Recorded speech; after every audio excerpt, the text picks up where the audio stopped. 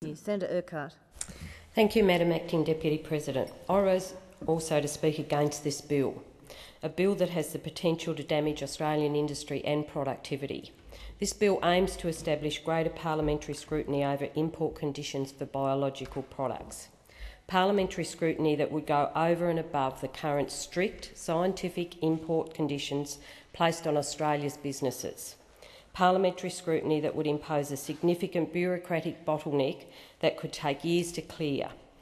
It is important to recognise that Australia is first and foremost a trading nation, and that the Gillard government maintains its commitment to a science-based quarantine decision-making system.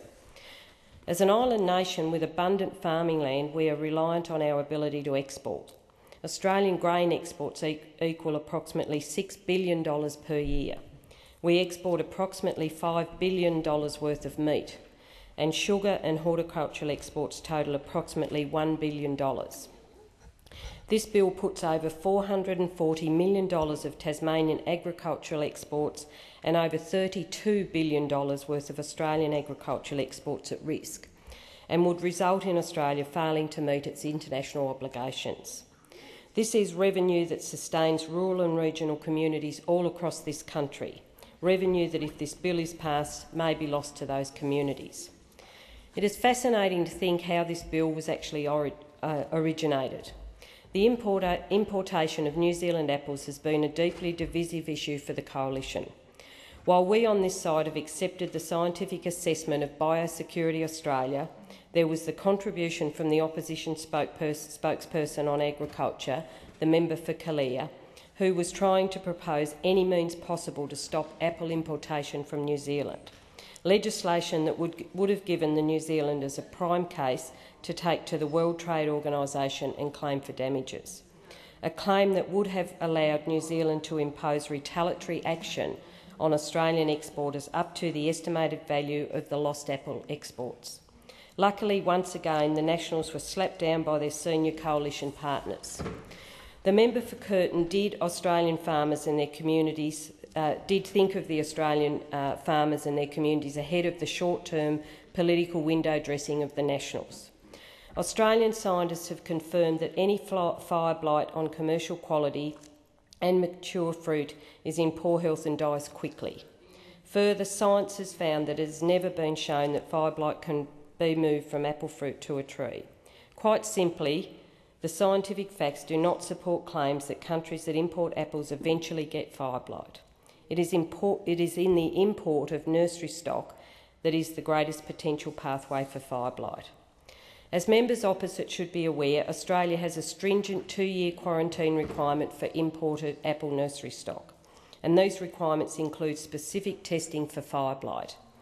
Unfortunately, Senator Xenophon has continued the Nationals' campaign to destroy Australia's agricultural exports in the form of this bill, a bill that seeks to add a demonstrably heavy-handed layer of parliamentary scrutiny to what is already a transparent and science-based process to manage the pest and disease risks associated with imported food products. It is a quick populist reaction to the New Zealand apple issue, not a considered scientific approach to dealing with the real threats of disease importation into Australia. Senator Xenophon admitted to this in his dissenting report to the Rural Affairs and Transport Legislation Committee's inquiry into this bill, where he only referenced New Zealand apples. One thing that is imported, yes, but there are many, many others. In it he stated, and I quote, "The controversial introduction of New Zealand apples into Australia is a prime example of where this bill would have provided an additional layer of scrutiny. However, the proper place for scientific scrutiny and comment on the import condition for apples from New Zealand was during the 60-day comment period after the draft report was released. All stakeholders were provided sufficient opportunity to highlight their concerns and provide any scientific evidence supporting different quarantine measures.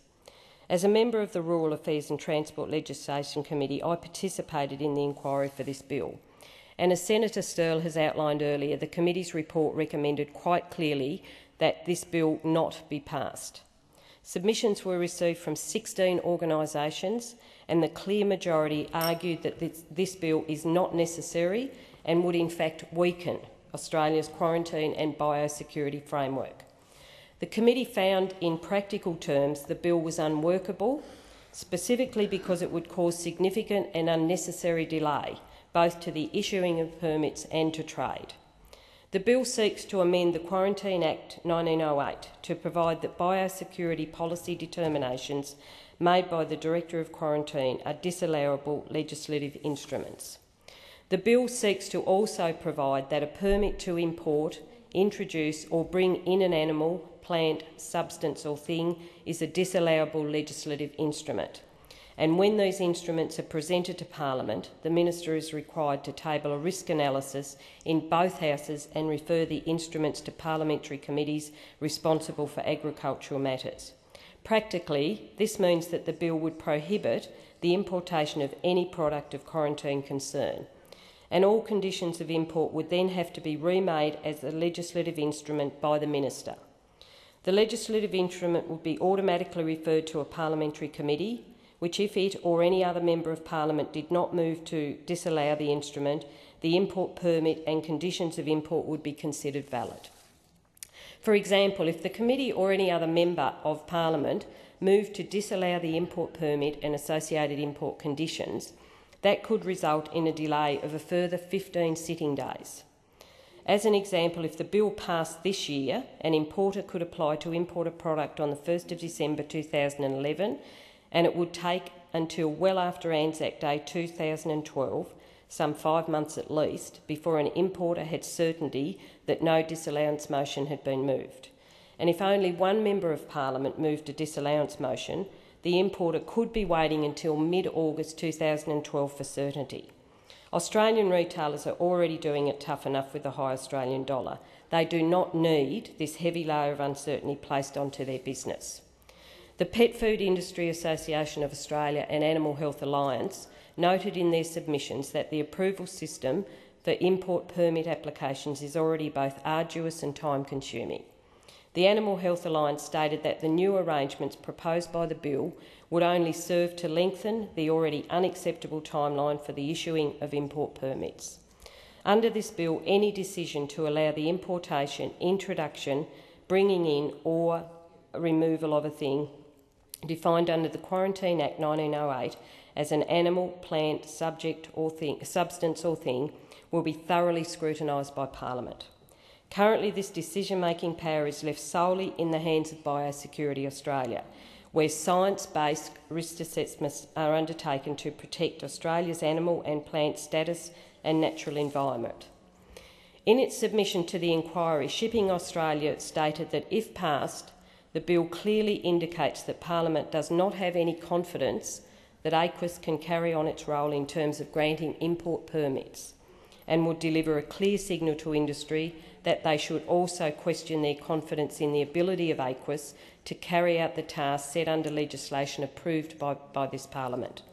Further, the Food and Beverage Importers Association commented in its submission that any review by Parliament would not be seen as scientifically based, but as politically based, because the Parliament and its committee system would not hold any specific scientific expertise over and above that contained in the framework.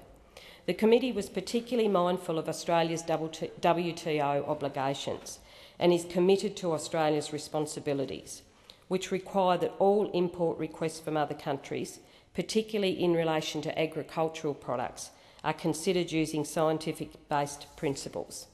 It is vital that Australia not only meets its obligations under the WTO, but continues to make trade decisions based on scientific evidence provided by the appropriate government agencies, not on political grounds.